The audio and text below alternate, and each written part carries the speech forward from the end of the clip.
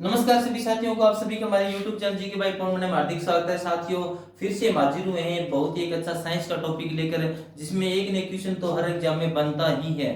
ठीक है साथियों, मैं बात कर रहा हूँ ऊर्जा की, एनर्जी की, जिसके बिना बिना हमारा जीवन संभव नहीं है। क्योंकि हमारे हर क्षेत्र में एनर्जी की जरूरत है, चाहे वो मानव हो, चाहे वो कुछ मशीनरी हो। ठीक है, नॉन लिविंग थिंग और लिविंग थिंग दोनों को ऊर्जा की आवश्यकता होती है।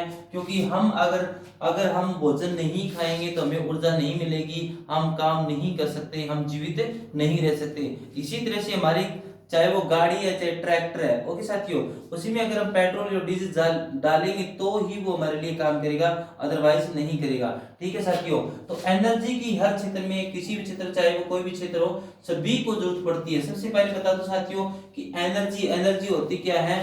कार्य करने की क्षमता। कार्य करने की क्षमता को क्या कहते हैं? ऊर्जा कहते हैं, एनर्जी कहते हैं, कार्य करने की क्षमता को। ठीक है, अब बात करता हूं साथियों इसके जो पार्ट्स होते हैं। स्थितिज ऊर्जा, जब किसी वस्तु में स्थिति, स्थिति मतलब रुके रहना, एक जगह रुके रहना, स्थिति के कारण ऊर्जा उत्पन्न होती है, उसे क्या कहते हैं? स्थितिज ऊर्जा कहते हैं। जैसे बांध में पानी, जैसे डैम होता है ना, डैम के अंदर जो पानी एकत्रित होता है उसे क्या किया जाता है? लाइट बनाई जाती है और उस पानी को कंट्रोल किया जाता है, क्योंकि उसमें ऊर्जा है, उस रुके हुए पानी में ऊर्जा, इसलिए उसको क्या बोलते हैं? स्थितिज ऊर्जा। रुके हुए पानी में भी ऊर्जा है। ठीक है साथियों, अब बात करता हूं मैं गतिज ऊर्जा।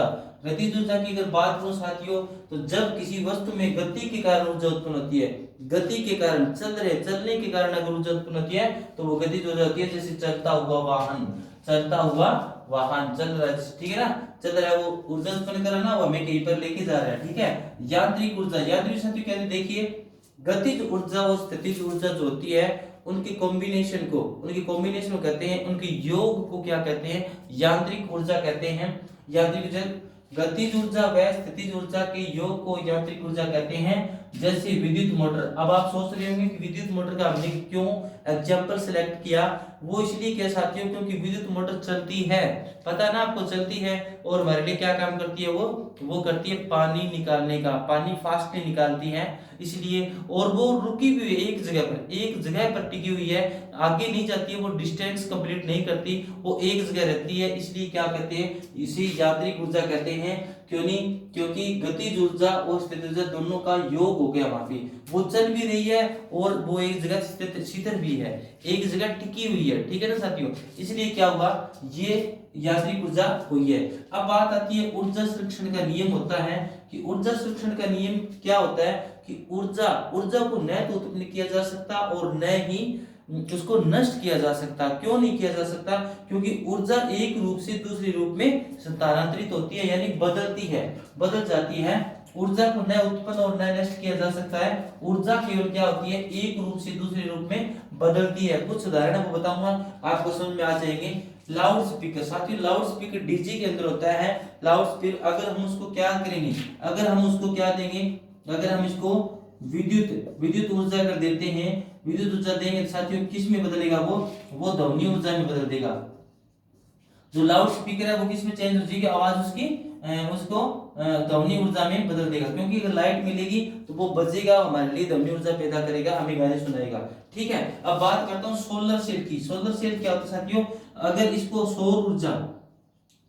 सौर ऊर्जा दी जाए, मतलब धूप दी जाए, सौर ऊर्जा दी जाए, तो क्या होगा? ये हमें क्या देगा? ये हमें विद्युत ऊर्जा देगा। सौर ऊर्जा, ये सौर सेल जिसमें लाइट बनती है ना, इस तरह से विद्युत ऊर्जा देता है ना, जैसे शीशे लगे होते हैं छत पे लोगों के, ठीक है ना, सौर ऊर्जा वाले, और वो लाइट पैदा करते हैं।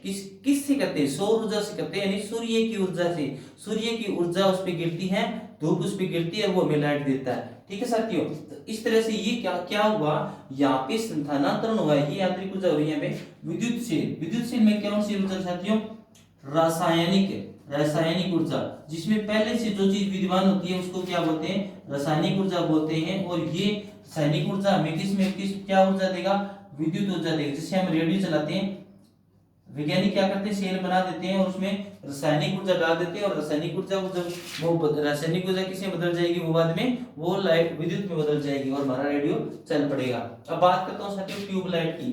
ट्यूबलाइट में देखिए आप, सबसे पहले क्या है? कि ट्यूबलाइट को अगर आप क्या दोगे, अगर आप ट्यूबलाइट को विद्युत ऊर्जा दोगे, मतलब बिजली दोगे, अगर ट्यूबलाइट को विद्युत ऊर्जा दोगे तो वो किस में बदलेगा, वो बदलेगी प्रकाश ऊर्जा में। ट्यूबलाइट हमारी किस में बदल देगी, हमारे प्रकाश ऊर्जा में क्या कर देगी, वो परिवर्तित कर देगी। ठीक है साथियों, अब बात करता हूँ मोमबत्ती की। मोमबत्ती में कौन सी ऊर्जा होती है साथियों, रासायनिक। कौन सी ऊर्जा होती है, रासायनिक ऊर्जा होती है। और वो हम अगर उसको प्रयोग करेंगे, मोमबत्ती को प्रयोग करेंगे तो हमें कौन सी ऊर्जा देगी, प्रकाश ऊर्जा देगी। कौन सी ऊर्जा देगी साथियों, प्रकाश ऊर्जा।